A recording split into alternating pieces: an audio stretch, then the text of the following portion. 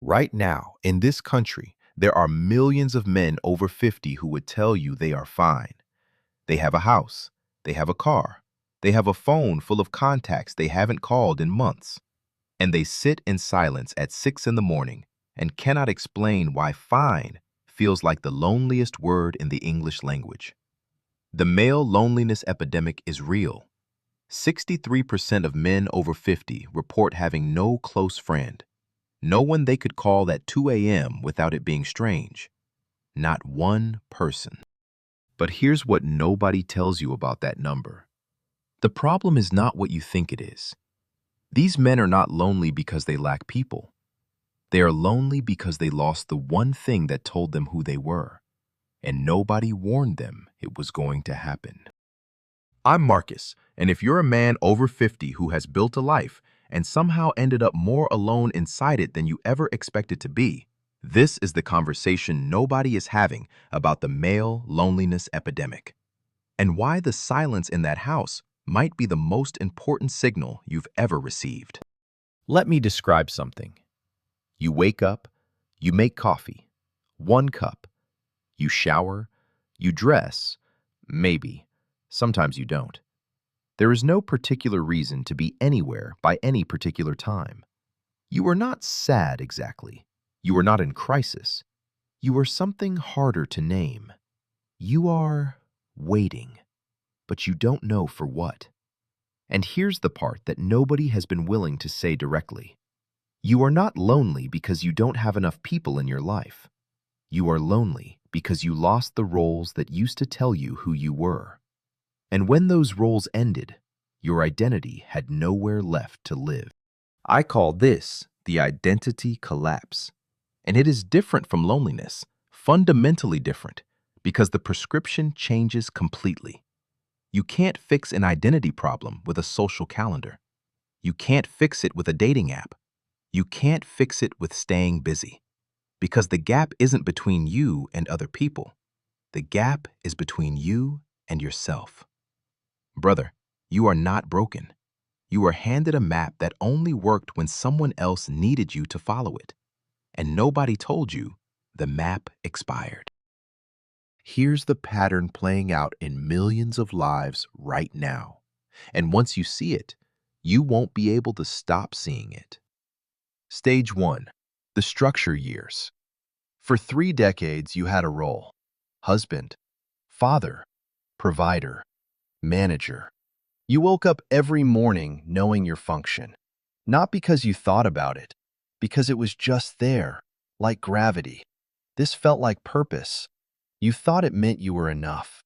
You were building equity in a life that had a clear blueprint. Stage 2. The quiet erosion. Then the roles started ending, not all at once. One by one. The kids left. The career peaked.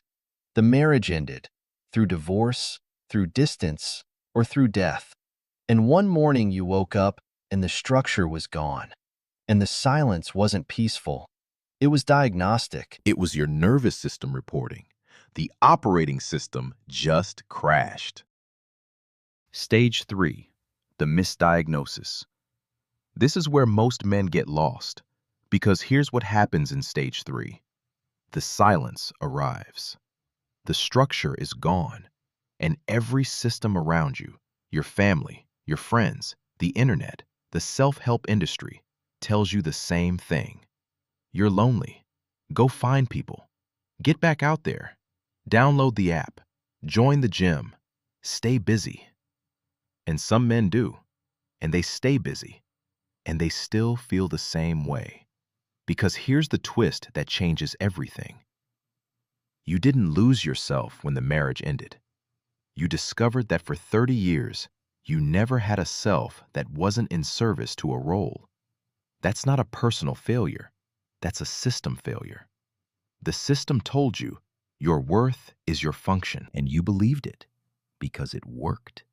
For a long time, it worked until the function ended.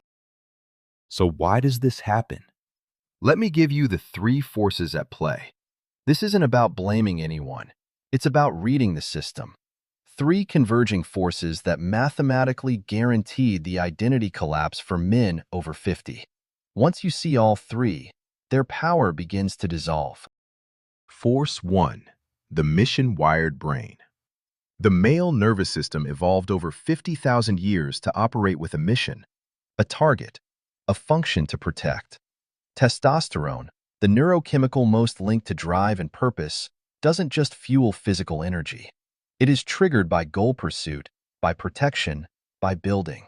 Research from the University of Michigan shows men who lose two primary identity roles simultaneously, think retirement and divorce in the same window, experience 3 times the psychological distress of women facing the same situation. Not because men are weaker, because for men, identity was built entirely outside themselves, built in function, built in roles. When the function ends, the identity has nowhere to live. Now, before I give you the next two forces, I want to say something that most men in your position do immediately when they feel this gap. They go find someone new, a new relationship, a new woman. They think, if I just have someone beside me again, the empty space goes away. I understand that completely, and I'm going to tell you directly. That is the fastest way to lose the last good chapter of your life. Not because love is wrong, because a woman cannot fill an identity vacuum. She can only stand in it, and eventually, she leaves it too.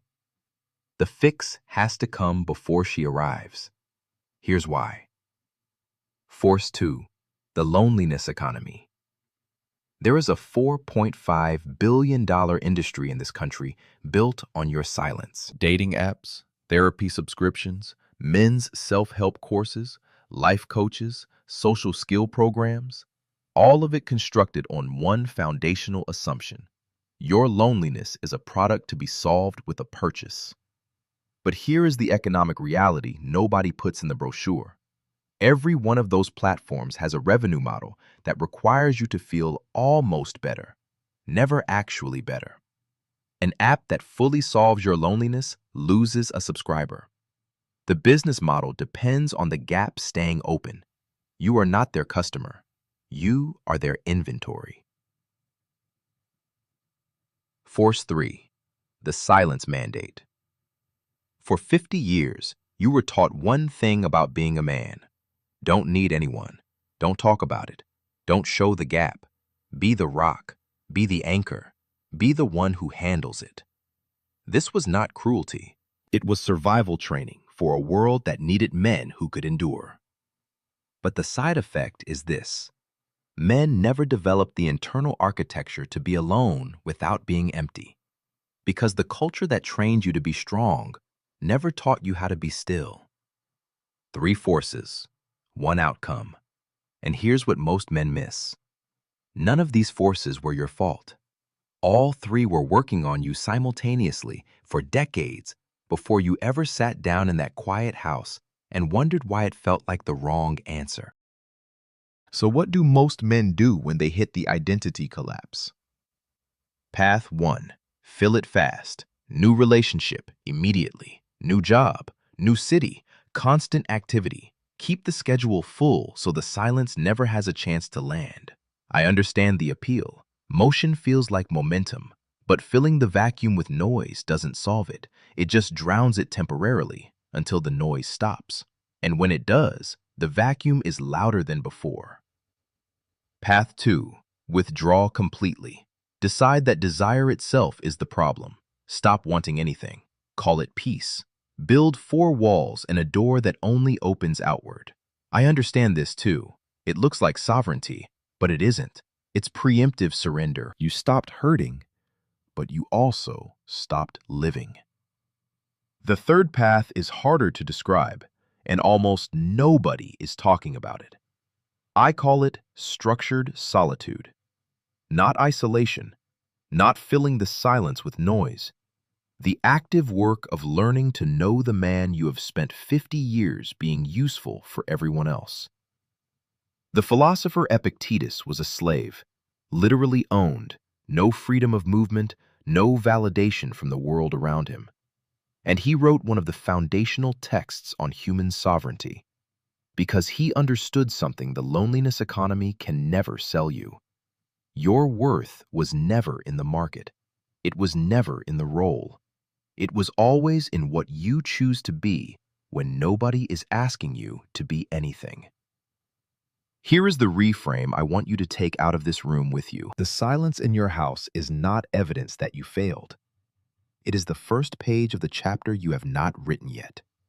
The men who get this right, and they do in significant numbers, are not the ones who found someone to fill the space. They are the ones who learn to inhabit the space as themselves, fully, without apology. But knowing this isn't enough. You need a system. Let me give you the 4 anchors. 4 anchors. Not goals, not habits, structural supports that give your identity something to stand on that doesn't require anyone else's presence to hold. Each one addresses a different root of the identity collapse. Each one can be started this week, today even. Anchor 1. Name the silence. For 14 days, not forever, 14 days, sit in full silence for 15 minutes each morning. No phone, no TV, no podcast, no input of any kind. And at the end of those 15 minutes, write one sentence. What I am feeling right now is not what you should feel, what you actually feel. This is not therapy. This is not meditation. This is learning the language of a man you have lived with for 50 years and never formally introduced yourself to. Why it matters. You cannot build an identity you cannot name. And right now, most men over 50 are identity illiterate, not because they're incapable, but because the culture never required them to learn. Anchor 2. One real conversation per week, not a group text, not a comment on a social media post. One conversation, voice to voice or in person, with another man about something that is actually true for you right now. Not sports, not news, not complaining, something real. The Harvard study of adult development followed 700 men for 80 years. The single strongest predictor of health and happiness after 50 was not wealth, not fitness, not IQ. It was the quality of close relationships. Not the quantity, the quality. One real conversation per week. That is the minimum viable dose. Anchor 3. Master one craft. Not for productivity, not to have something to talk about. Choose one thing you can get genuinely better at, and let the evidence of your improvement be its own reward. Woodwork, writing, cooking at a serious level. Anything that gives you feedback that is immune to other people's moods or opinions. Craft is the antidote to the function trap because it returns to you something the roles never gave you. Proof of capability that belongs entirely to you. Anchor 4. Name one legacy. One thing. Not a monument, not fame. One thing that will exist after you because you built it. A man you mentored, a garden you planted, a body of work, a community you showed up for. When you have a legacy in progress, even a small one, even in its first week, the loneliness changes character. Because you are not just passing through anymore. You are building something worth staying for. When all 4 anchors are active, and they don't have to be perfect, they just have to be in motion, something shifts. A relationship becomes a bonus, not a rescue. A conversation becomes genuine connection, not performance. The silence becomes something you choose rather than something that chooses you. That is not the end of your story. That is where it actually begins. I want to say something now, not as a framework, not as data, just as a man who has sat in that silence and thought it meant something was wrong with me. The men who chased the longest, the ones I've known, the ones whose patterns I recognize in my own history, they look back and say some version of the same thing. I spent years trying to earn something that was already mine. I just didn't know how to stop looking for it outside myself. That is not weakness. That is what the identity collapse does to men who were taught that value has to be proven. But here is what the Stoics understood, and what I want you to carry out of this room with you. Your worth is not in the market. It never was. It is in your character, your choices, your willingness to sit in the silence and not flinch. The silence is not your enemy. It never was. It is the raw material of everything you can still build. And brother, there is still so much you can build. I have a question for you, and I don't need you to answer it right now. Just carry it. What was the last moment you felt completely yourself? Not as a husband, not as a father, not as a boss, just you. Drop one word in the comments. Just one. A moment, a place, a name. One word. Your answer might be exactly what another man in this community needs to find today. This is not a place where we perform wholeness. This is a place where we practice it, in the quiet, in the ordinary, in the mornings that belong to no one but us. If this gave you architecture, not just advice, subscribe. Not for me, for you. Because the men building this life deserve a community that understands the logic of their peace. We don't chase significance here. We build it. I'm Marcus. I will see you in the next blueprint. Sovereign Male Dynamics. Architecture for the New Male Era.